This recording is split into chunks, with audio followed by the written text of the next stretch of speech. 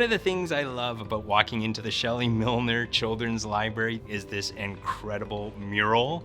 I am fascinated with it. Can you tell me a little something about this? Absolutely. Ricardo Cappato is the mural artist, and the title is The Journey Beyond Boundaries of the Imagination.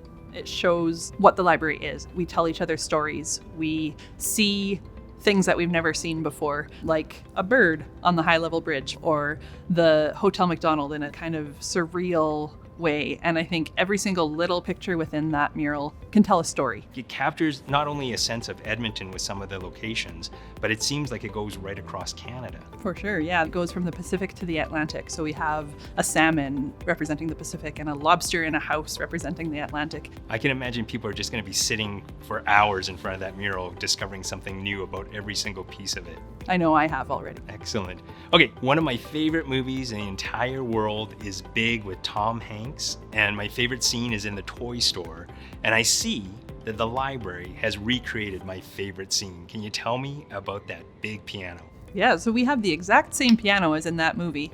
It's called the Big Piano, and it's one of the first things kids will see when they come into the library. They'll see that we want them to make a little noise. We believe that children are mighty learners and citizens, and every element of design in the children's library is building on that vision of the child. When they come in, they bring all their movement into learning. So you're allowed to dance on the piano? Absolutely. You're allowed to play with the widgets and gadgets that are right beside the piano? Yes, you are. Excellent. Moving on from there, I see this really cool space. This, I'm told, is the Early Literacy Center. It is. It's the Gwyn Morgan and Patricia Trottier Foundation Early Literacy Center. And it's designed for the kids 0 to 2, so babies and toddlers, preschoolers, although we invite families and siblings and everybody to come and enjoy this space.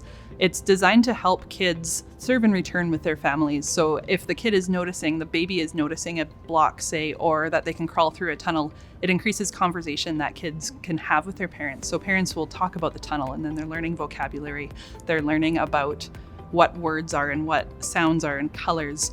And then if there's something they're really interested in, say they're pretending it's a mountain when they're going up and down the hills, then they can take home a book about that. So that really increases literacy and learning. I love the fact that it's interactive, but at the same time, it's still open or basic enough that it can tap into a kid's imagination. So I can just picture kids having a great time in there. Now, for slightly older kids, there's another section. I think it's called the Play Space, and there's some really funky, cool things in there. Can you tell me a little bit more about this? Yeah, so that's the Brown Family Play Space, and you'll see the wall is built by Bergeon. It's a company that specializes in furniture and equipment for children in libraries. So they work really closely to make sure that it represents the place that they're in. So every element of the design of that wall is representing Edmonton. So over by the piano, we saw the big map that shows that we in downtown are the center of Edmonton. And then in the play space, we have the skyline of the city represented. And then there's all these different interactive elements from the whirligig where you can turn it. And then as you get older, you can see that the letters exist, and then you can see that it's the alphabet that's going by. And then you notice maybe in the mirror, there's the capital letters. And then you notice that you're actually making something move up top. So it's teaching kids through play that they can learn that they have cause and effect on things. That's fantastic. Okay, my favorite thing of the whole play space, 3 words, whack-a-mole. That is our React wall I think you're talking about. Yes. And this is another example of gross motor play. So it's just super fun. There's different elements, there's different games that you can play. So you can play 2-player, 1-player, and you try and hit the lights as they light up, and you move your whole body. You can really work up a sweat. All right, now I noticed a sort of a running theme through the spaces we've seen so far. A lot of focus on literacy and learning. If people want to do something more than just interact in the spaces, are there any classes or events that they can participate in?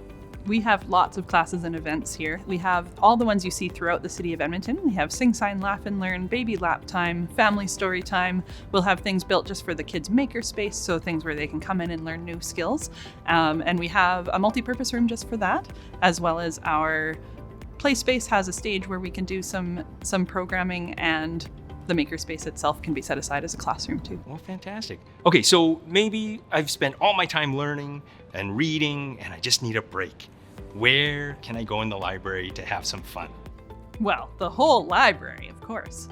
But we also have a very specific place called the Game Center, where we have an Xbox One and a Switch that you can play solo or collaboratively with up to 4 people. And we have computers as well that can be used for homework or for gaming. It's all welcome here.